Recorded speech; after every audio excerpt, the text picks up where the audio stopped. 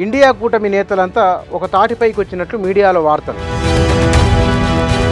ఇవాళ రావడం వల్ల ఏమైనా ప్రయోజనం ఉంటుందా? నరేంద్ర మోదీని వాళ్ళ ఐడియాలజీని వీళ్ళు ఢీకొనగలరా? నెహ్రూ రికార్డును బ్రేక్ చేయబోతున్నారు. నమస్తే. ఇండియా కూటమి నేతలంతా ఒక తాటిపైకి వచ్చినట్లు మీడియాలో వార్తలు. ఇంతకుముందే వారు ఏం చేయాల్సి ఉండి ఇవాళ రావడం వల్ల ఏమైనా ప్రయోజనం ఉంటుందా? ఏమీ లేని దానికంటే ఏదో ప్రయోగం మంచిదే కదా, ఒక ప్రయత్నం మంచిదే కదనే ఒక ఆర్గ్యుమెంట్ కూడా ఉన్నది. 5 రాష్ట్రాల ఎన్నికలు ఫలితాల అనంతరము చాలా గ్యాప్ తీసుకొని ఇవాళ ఇండియా కూటమి నేతలు కలుస్తున్నారు. రాహుల్ గాంధీ చెప్పిన మాట, మన అందరం కలిసి ఉండాలి, కలిసి లేకపోతే పడిపోతాము అని. మల్లికార్జున ఖర్గే మిత్రపక్షాలకు ఉద్బోధ చేయడం. ఈ సమావేశానికి హాజరైన వారు ఇప్పుడు అధికారంలో ఏ రాష్ట్రంలోనూ దాదాపుగా లేరు. భాగస్వామ్యంలో ఉన్న ఒకరిద్దరు ఉన్నారు తప్ప అధికారంలో లేనివారు. ఇక్కడ గమనించవలసింది, ఇండియా కూటమి నేతలు ప్రధానంగా ప్రాంతీయ పార్టీలు, ఆ ప్రాంతీయ పార్టీల్లో కుటుంబం ఆధారంగా ఉన్నవాళ్ళు, వారసత్వం ఆధారంగా ఉన్నవాళ్ళు, వీళ్ళ కలయికలా కనబడుతున్నది అది. మరి నిజంగానే ఇలాంటి వాళ్ళు బీజేపీని, నరేంద్ర మోదీని, వాళ్ళ ఐడియాలజీని వీళ్ళు ఢీకొనగలరా? దాన్ని కాదని ఒక అడుగు ముందుకు వేయగలరా? ఇది ప్రశ్న. వారందరిలో ఐకమత్యం ఉండడం ఒక అంశం. రెండవది, ఇన్నాళ్ళుగా బీజేపీ క్రియేట్ చేసిన ఒక నరేటివ్, ఆ నరేటివ్ని దాటుకొని వీళ్ళు వెళ్ళగలరా? పెద్ద సవాలు అది. ఉదాహరణకు మమతా బెనర్జీ మొన్నటి ఎన్నికల్లో ఓటమి పాలు కావడం కారణం ఏమిటి? వారి మేనల్లుడు అభిజిత్ బెనర్జీ. ఉత్తరప్రదేశ్లో అఖిలేష్ యాదవ్ సెట్ బ్యాక్ కావడానికి కారణం ఏమిటి? వారసత్వం, కుటుంబ పరిపాలన అని. దీంతో పాటుగా జమ్మూ కాశ్మీర్కి సంబంధించిన ఒమర్ అబ్దుల్లా ఉన్నారు. వీరందరూ కూడా డిఎంకే సమావేశానికి హాజరు కాలేదు, కానీ అక్కడ కుటుంబానికి సంబంధించిన పాలనే ఉన్నది, లేదా వారసత్వం రాజకీయం అనే ఒక ఆర్గ్యుమెంట్ ఉన్నది. కాంగ్రెస్ పార్టీ, రాహుల్ గాంధీ, ప్రియాంక గాంధీ, సోనియా గాంధీ, వారి మీద అదే ఒక ఆర్గ్యుమెంట్ ఉన్నది.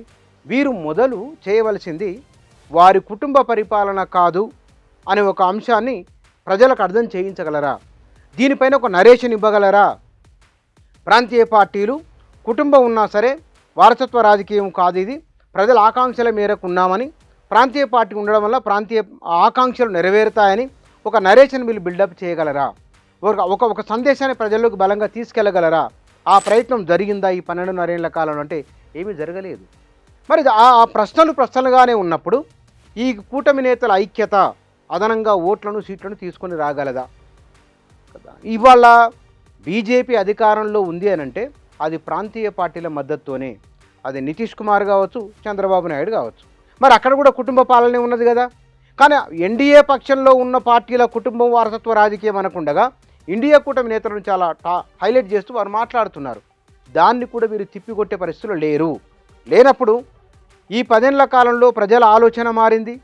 ఈ 10 ఏళ్ల కాలంలో గత ప్రభుత్వాల వైఫల్యాలు చాలా ప్రధానంగా బీజేపీ తెరపైకి తీసుకొని రాగలిగింది. దీంతో పాటుగా వాటికి ఇన్నాళ్ళు వాళ్ళు సమాధానం చెప్పలేకపోయిండు. రాహుల్ గాంధీ భారత్ జోడో యాత్ర చేసిన తర్వాత ఆయనకు ప్రజల నుంచి అపూర్వమైన స్పందన వచ్చింది.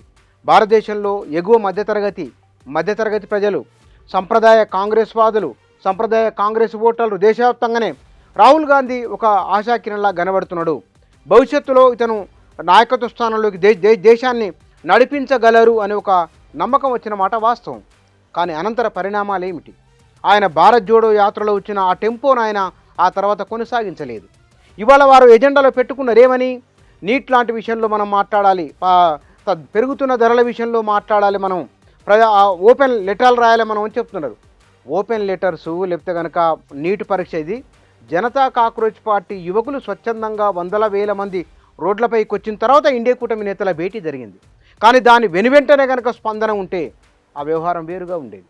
మమతా బెనర్జీ అక్కడ ఓటమి పాలైన తర్వాత, ఆమె పార్టీలో చీలిక వచ్చిన తర్వాత అప్పుడు కానీ ఇండియా కూటమి దగ్గరికి రాలేదు. అంటే ఆ కూటమి నేతల మధ్య ఉన్న చాలా పొరపచ్చాలు, వారు సర్దుబాటు లేకపోవడం. అంతేందుకు ఎన్డీఏలో మిత్రపక్షాలు ఉన్నా సరే ఆ మిత్రపక్షాలు అల్టిమేట్గా నరేంద్ర మోదీ పైన ఆధారపడినట్లుగా, ఆయనే తమ నాయకుడు అన్నట్లుగా వారు మాట్లాడుతున్నారు. అదే వీళ్ళు అధికారానికి దూరమైన వారు రాహుల్ గాంధీ లేదా మల్లికార్జున ఖర్గేనో లేదా కనుక సోనియా గాంధీ వీరి నాయకత్వంలో తాము ఉంటామని ఎవరు చెప్పడం లేదు, వారు అంగీకరించడం లేదు. వాస్తవానికి ఆ డిఎంకే ఒకవైపున వెళ్ళిపోతే కనుక తృణమూల్ కాంగ్రెస్ మరోవైపున వెళ్ళిపోయిన సందర్భాలు ఉన్నాయి. మొన్న టీవీకేతో కాంగ్రెస్ పార్టీ తమిళనాడులో కలిసిందని డిఎంకే సమావేశానికి హాజరు కాలేదు. అంటే బీజేపీని ఎదుర్కోవాలనుకున్నప్పుడు మిత్రపక్షాల మధ్య ఐక్యత ఉండాలి. ఈ ఐక్యతకు వారి కొన్ని లోపాలో లేకపోతే కనుక సర్దుబాట్ల విషయంలోనో లేకపోతే కనుక సమీకరణాలను వారు పరస్పరం అర్థం చేసుకొని వారి మధ్య వారికి అవగాహన రావడం అనేది తక్షణము అనివార్యమైన విషయం. ఆ విషయాల పట్ల మొదలు వాళ్ళు దృష్టి సారించవలసి ఉన్నది. నరేంద్ర మోదీ విషయంలో ఇక్కడ గమనించాల్సిన మరొక అంశం ఉన్నది. నెహ్రూ ఎంతకాలమైతే అధికారంలో ఉన్నారో అంటే 1947 నుంచి 52 వరకు ప్రధానమంత్రి ఆయన్ని, 1952 సాధారణ ఎన్నికల నుంచి ఆయన పరమపదించేంత వరకు ఆయనే ప్రధానమంత్రిగా ఉన్నారు. అంటే సుదీర్ఘ కాలం పాటు సుమారుగా 6000 రోజులకు పైబడి ప్రధానమంత్రిగా ఉన్నారు. 52 నుంచి ఆయన స్వర్గస్థులు అయ్యేంత వరకు నెహ్రూ ఆయన పరిపాలించిన కాలం 4388 సంథింగ్ రోజులు, 98 రోజులు. నరేంద్ర మోదీ 2014 ఆయన మేలో ప్రధానమంత్రి అయితే ఇప్పటికీ త్వరలో ఈ కొద్ది రోజుల్లో ఆయన నెహ్రూ పరిపాలించిన రోజుల ఆ రికార్డును బ్రేక్ చేయబోతున్నారు. మరి ఇక్కడ కాంగ్రెస్ పార్టీ బీజేపీ విషయాల గురించి ప్రధానంగా మాట్లాడినప్పుడు కాంగ్రెస్ పార్టీ వెంటనే ఏం చేయవలసి ఉన్నది? నెహ్రూ హయాంలో జరిగిన చెప్పుకోదగ్గ అంశాలు ఏమున్నాయన్నప్పుడు వ్యవసాయ రంగంలో తీసుకొచ్చిన సమూలమైన మార్పులు, బాక్రానంగల్ ప్రాజెక్టు ఉన్నది, నాగార్జున సాగర్ ప్రాజెక్టు ఉన్నది. ఇట్లా వ్యవసాయ రంగంలో శాస్త్ర సాంకేతిక రంగాలలో ఆయన తీసుకొచ్చిన మార్పులు ఉన్నాయి. ప్రభుత్వ రంగాల వ్యవస్థాపన రంగ సంస్థల స్థాపన ఉన్నది. ఈ విషయాలు ఏం మాట్లాడలేదు. నరేంద్ర మోదీ వచ్చిన తర్వాత ఈ 12.5 సంవత్సరాల కాలంలో జరిగిన అభివృద్ధి ఏమిటి? ఓ తులనాత్మక పరిశీలన చేయాలి. కాంగ్రెస్ అది కూడా చేయలేకపోతున్నది. అంటే ఇక్కడ వాళ్ళు చేయడం లేదు. అంటే దీన్ని అర్థం చేసుకోవాల్సింది, నరేంద్ర మోదీనో బీజేపీనో తాము ఓవర్కమ్ చేసి పోతామని దానికి బలంగా నిలబడతామన్నప్పుడు తాము చేసిన పనినే వారు ప్రభావవంతంగా చెప్పుకోలేనప్పుడు నరేంద్ర మోదీని బీట్ చేసి వీరు ముందుకు వెళ్ళగలరా, లేదా ఎన్డీఏ వ్యూహాలను తట్టుకొని వీరు ముందుకు వెళ్ళగలరా? ఇది ప్రశ్న. నిజంగానే పెరుగుతున్న ధరల గురించి లేదా నీట్ లీకేజీలకు మొన్న పరీక్ష లీకేజీలకు సంబంధించిన దాని గురించి ఏ పని చేయవలసి ఉండే? ఏ రాష్ట్రానికి ఆ రాష్ట్రంలో అక్కడున్న విపక్షాలుగా ఉన్నవారు లేదా ఇండియా కూటమిలో ఉన్న వాళ్ళు ఇండిపెండెంట్గా ఆందోళన చేయవలసి ఉండే. ఆందోళన జరగలేదు.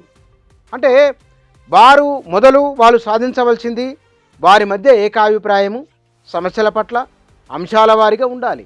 అయితే మిగతా నిన్నటి సమావేశానికి వచ్చిన వారిలో తమిళనాడు నుంచి వీసీకే ఉన్నది, జమ్మూ కాశ్మీర్ నుంచి ఉన్న పార్టీ ఉన్నది, తర్వాత వెస్ట్ బెంగాల్ నుంచి మమతా బెనర్జీ ఉన్నారు.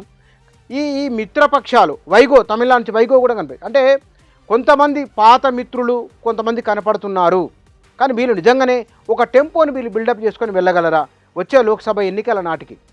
ఇది నిజంగానే ప్రజలకు తాము ఒక ప్రత్యామ్నాయంగా ఉండబోతున్నామనే ఒక బలమైన సందేశాన్ని వారు ఇవ్వబోతున్నారా, ఇచ్చపరుస్తున్నదా? ఇవి ప్రశ్నలు.